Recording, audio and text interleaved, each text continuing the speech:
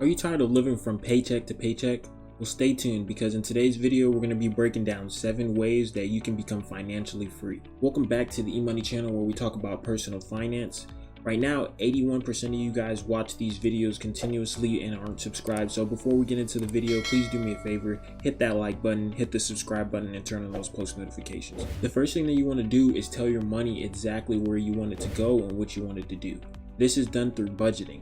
You guys need to go ahead and take the time to sit down and plan out what your money is being spent on, because if you don't, there's a lot that can slip through the cracks. There are plenty of apps like Mint and Rocket Money that help you manage your finances from the touch of your palm. I'll leave some links below in the description for you guys to check out. That being said, the next thing we need to talk about is an emergency fund. Now, when I say we're building an emergency fund, you think these funds would be used for an emergency.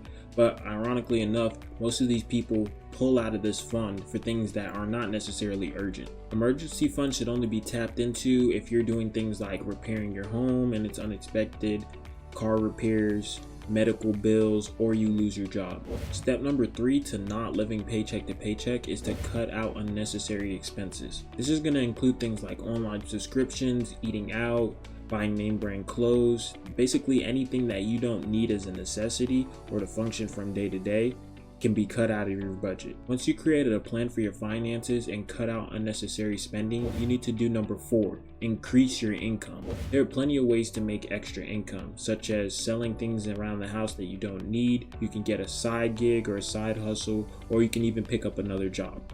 Increasing your income will allow you to do number 5, which is pay down your debt. Paying down your debt is very important, and if you've made it this far, you should go ahead and give yourself a round of applause. Forms of bad debt is actually what keeps most Americans living in this cycle where they're going paycheck to paycheck.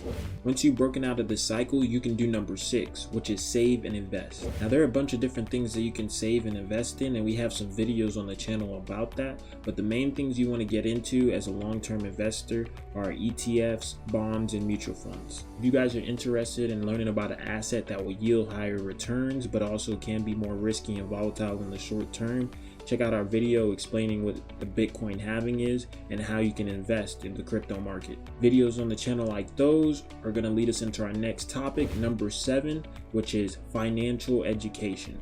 At the end of the day, you can't fix a problem if you don't know what it is. That's why going on social media and reading books and finding any outlet that you can find to increase your knowledge is very, very, very important to your financial success. That's going to about wrap it up for today.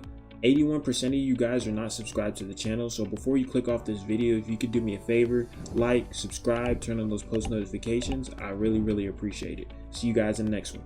Peace.